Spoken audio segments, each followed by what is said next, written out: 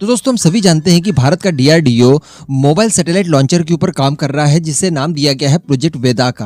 अब प्रोजेक्ट वेदा के बारे में ज्यादा कोई जानकारियां निकलकर पब्लिक डोमेन में नहीं आई थी, इस वजह से इसको लेकर हम सभी को बहुत सारी क्यूरियोसिटीज थी बराबर। लेकिन दोस्तों अब बहुत ही अच्छी रिपोर्ट निकल कर आई है और इसके बारे में काफी कुछ जानकारियां डिटेल में बताई गई हैं। वही मैं आज आपको इस वीडियो में बताने वाला हूं, एकदम बारीकी से, सरल शब्दों में और सरल उदाहरणों के साथ। आप बिल्कुल वीडियो के साथ एकदम एंड तक चिपके रहिए, कहीं से भी स्किप मत कीजिएगा।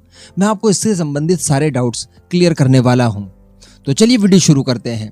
तो दोस्तों जैसा कि हम जानते हैं कि अगर भारत किसी भयंकर युद्ध की स्थिति में पड़ता है, कोई भी युद्ध हमारे दुश्मन हमारे खिलाफ छेड़ते हैं, तो ऐसी परिस्थिति में जो भारत के पास वर्तमान में स्टैटिक रॉकेट लॉन्चर्स हैं जिनका इस्तेमाल इसरो अपने लॉन्चेस वगैरह में करता है, यहाँ से अपनी सेना की सहायता के लिए बार बार और अर्थ के लोअर ऑर्बिट में ज्यादा सैटेलाइट लॉन्च करने के लिए सक्षम नहीं रहेगा।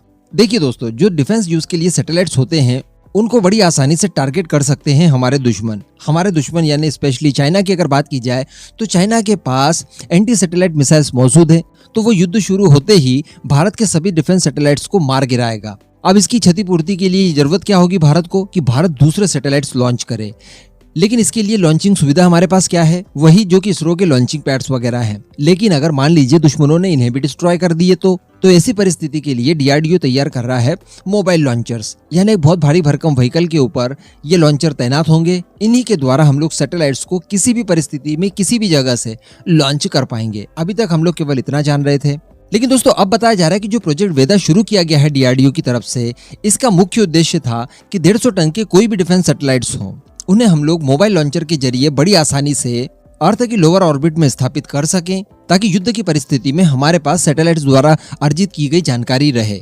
अब इसी के साथ साथ बताया जा रहा है कि डीआरडीओ की तरफ से ऐसे मोबाइल लॉन्चर्स को भी डेवलप करने की तैयारी की गई है, जिससे कि आप 650 किलो से लेकर 700 किलो तक के उपग्रह 700 किलोमीटर की ऊंचाई पर बड़ी आसानी से लॉन्च कर दें। यानी एक ऐसा सैटेलाइट होगा आपके पास जिसका वजन होगा 650 से लेकर 700 किलोग्राम तक का और उसकी ऊंचाई कितनी होगी, अधिकतम 700 किलोमीटर। तो वहां पर लॉन्च करने की तैयारी की गई है। और सबसे बड़ी बात कि ये सारी कुछ प्रक्रिया 72 घंटों के अंदर हो जाए, 72 आवर्स लगने चाहिए।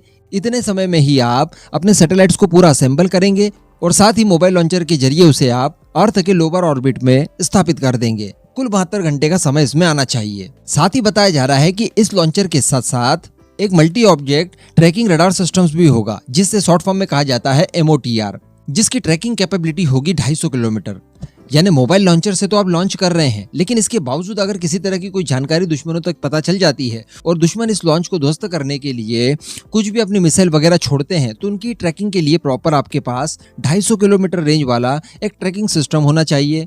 इसी के साथ साथ डीआरडीओ ये भी योजना बना रहा है कि ये जो 650 किलो से लेकर 700 किलोग्राम तक के उपग्रह बनाए जाएंगे, इनका वेट और भी रिड्यूस किया जाए और 150 किलोग्राम तक के भी सैटेलाइट्स तैयार किए जाएं, ताकि इनके लॉन्चिंग में और कम से कम समय लगे, इनकी असेंबली में भी और कम से कम समय लगे। और इसी के साथ साथ अगर आपके लॉन्चर्स बहुत छोटे होंगे, जैसे कि 150 किलो का, तो इससे सुविधा एक ये भी होगी कि आप एक साथ कई सारे सैटेलाइट्स को लॉन्च कर सकते हैं एक ही रॉकेट के जरिए। तो जिस तरह का सिस्टम स्वार्म ड्रोन्स के साथ होता है कि कई सारे ड्रोन्स एक साथ झुंड में लॉन्च करते हैं आप, ठीक वैसे ही एक साथ झुंड में कई सारे सैटेलाइट्स को आप लॉन्च कर पाएं। ये सुविधा भी भारत के अंदर डीआरडीओ द्वारा तैयार की जा रही है। इसी के साथ साथ ये भी तैयारी की जा रही है कि कम से कम 20 नैनो सैटेलाइट्स भी बनाए जाएं, जो कि एक साथ कोऑर्डिनेट करके किसी एक बड़े सैटेलाइट के साथ मिलकर काम कर सके, ताकि संपूर्ण परिस्थितियों का डेटा हमारी सेनाओं तक रियल टाइम में पहुंच सके और उसी के आधार पर हम लोग हमारी रणनीति को युद्ध में तय कर सकें। इसीलिए बताया जा रहा है कि ये जो लॉन्चर्स होंगे ये 2 तरह के होंगे। एक होगा SSTO यानी सिंगल स्टेज 2 ऑर्बिट और दूसरा होगा TSTO, इसको कहा जाता है 2 स्टेज 2 ऑर्बिट। तो कहने का मतलब अभी आपने देखा कि प्रोजेक्ट वेदा बहुत ही बड़े लेवल पर बनाया जा रहा है। इसमें किसी भी तरह की ढिलाई को कोई स्थान नहीं दिया गया है। सारी कुछ चीजें प्रॉपर की जा रही हैं और जितनी भी चीजें हमें युद्ध की परिस्थिति में चाहिए होंगी, उन सभी का ध्यान रखकर ही इस प्रोजेक्ट को आगे बढ़ाया जा रहा है। आई होप कि आपको सारी जानकारी पसंद आई होगी। नीचे कमेंट करके अपनी राय जरूर दीजिएगा।